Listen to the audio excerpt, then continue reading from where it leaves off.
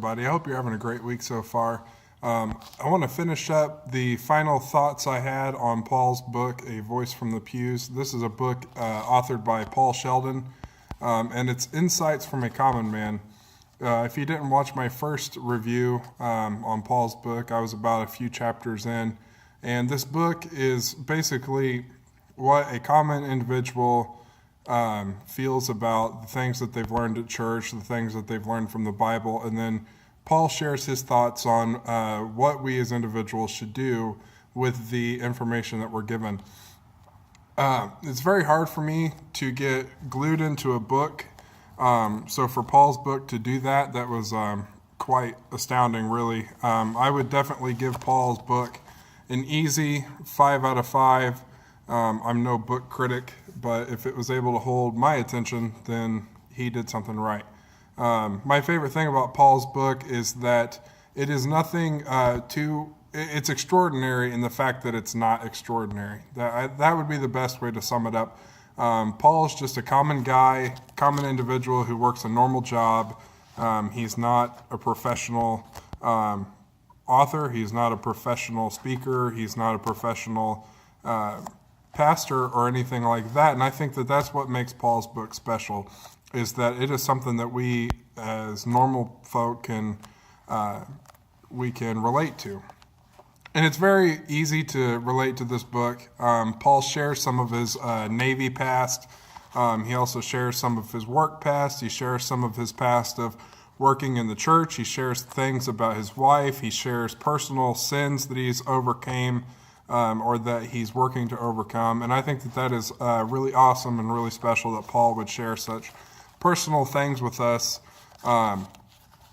You can find this book on Amazon.com. Just search A Voice from the Pews and you'll see it pop up. You'll see the cover here.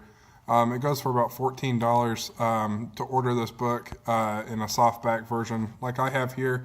And I think it's easily $14 well spent. It's definitely blessed my life every time I've opened it. I'm not going to read a whole bunch tonight, but I just kind of wanted to show you guys, how much stuff I actually have highlighted in here. There's a lot of bits in here where I found them easily relatable to my life, so I went ahead and highlighted them to keep them for later. There's a whole bunch in here. So I want to share with you guys the last little bit here. This is in the final chapter, and he writes, Joshua 24:14-15. Now fear the Lord and serve him with all faithfulness. Throw away the gods your forefathers worshiped beyond the river and in Egypt, and serve the Lord. But if serving the Lord seems undesirable to you, then choose for yourselves today whom you will serve, whether they be the gods of your forefathers served beyond the river or the gods of the Amorites, in whose lands you are living. But as for me and my house, we will serve the Lord. So that's from Joshua chapter 24, verses 4-15 from the Bible. And Paul follows up to say, that's it. That's all there is to it. A simple little choice that only you can make. But the consequences of your choice will be lived for an eternity. Only you can make the choice, and you bear responsibility for that decision. There is not a list you can complete, a religion that you can do that will form the relationship with Jesus. It just requires a very simple prayer. And so I ask you again, choose your master, then get to know him. He's waiting for you. So what Paul's saying there is that a relationship with Jesus only requires the sinner's prayer.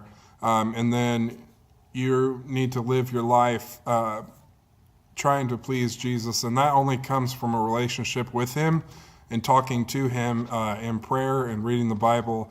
And that's really it. There's no church that you can really go to. There's nothing that we as individuals can do other than pray and seek God, seek him in his word, seek him through prayer.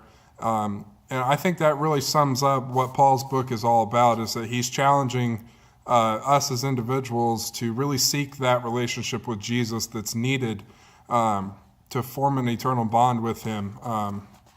That's the most I got out of Paul's book here.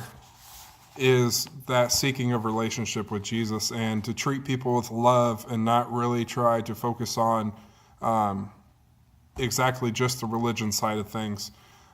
So I would urge you guys, if you are interested, to go pick yourself up a copy.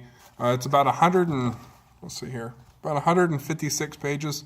And if I can make it through 156 pages, I know most anybody could do it, because I don't read a whole lot. I need to change that, and it's changing. So that is what I wanted to share with you guys.